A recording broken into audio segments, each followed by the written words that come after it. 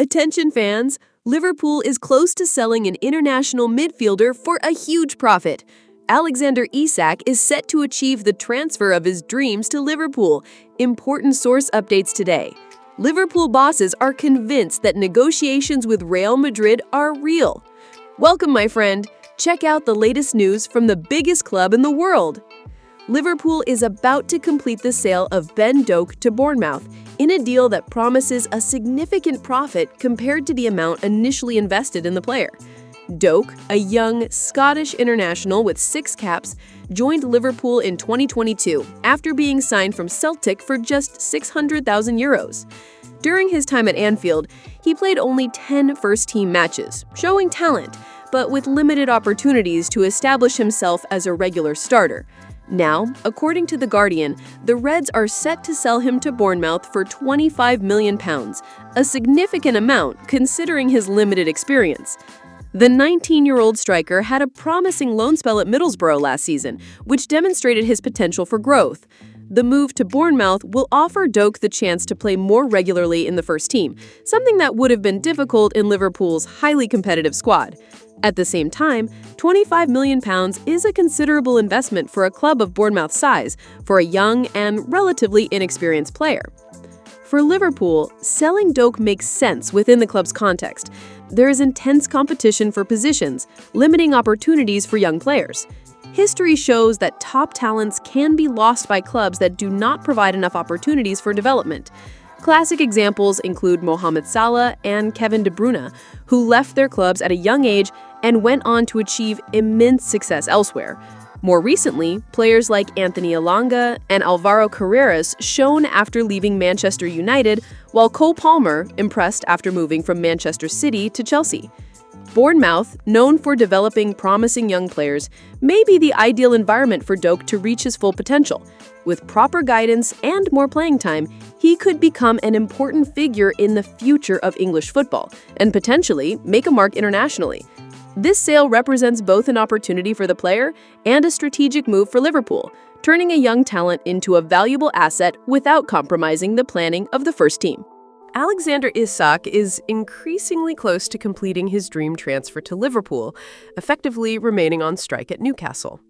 He refuses to train or play until he is allowed to leave and will not be available for Newcastle's Premier League opener against Aston Villa. Newcastle faces pressure to resolve the toxic situation quickly and may be forced to accept an offer before the transfer window closes, while the team has already begun adapting to life without the striker. However, former Manchester United chief scout Mick Brown warned that Isak could be breaching his contract by refusing to play, complicating the situation further.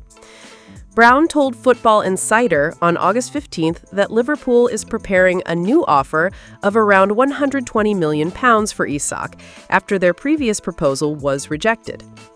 If the Reds fail to reach an agreement, the Swedish international could find himself in a very difficult situation with the Premier League season about to begin.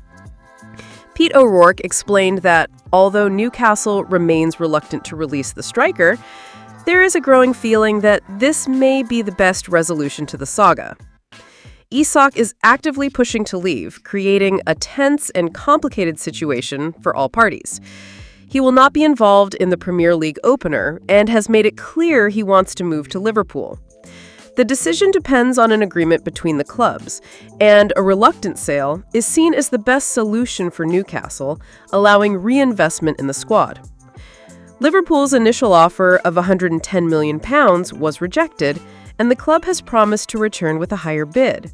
The signing of Yoane Wissa has not significantly changed the situation, as the search for a striker had already begun due to Callum Wilson's departure to West Ham. Eddie Howe confirmed that the team still needs a striker, though there is still time to complete a signing.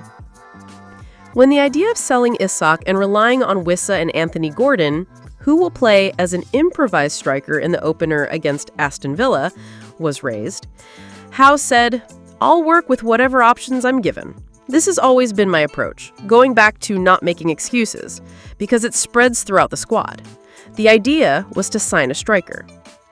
Liverpool's interest in Alexander Isak marks a shift in the club's policy, which had avoided signing experienced Premier League forwards for nearly a decade since acquiring Christian Bentancur in 2015. Newcastle manager Eddie Howe commented on the impact of the transfer saga on his team, acknowledging that Isak's absence has posed significant challenges. Howe highlighted that the squad has had to adapt to life without the striker, whom he considers one of the best in the world, and admitted that morale was affected early in the preseason. Over time, however, the players accepted the situation and aimed to make the best of it. Ibrahima Konate, Alexis McAllister, Ryan Gravenberch. It is natural to wonder if more names could be added to this list throughout the season, especially if Liverpool meets expectations on the pitch. According to Marca, the Reds management believes that Real Madrid is already in negotiations for Konate and are convinced that initial discussions have taken place, with the possibility of an agreement already underway between the clubs. The report also suggests that Liverpool intends to present a new contract offer to the French defender.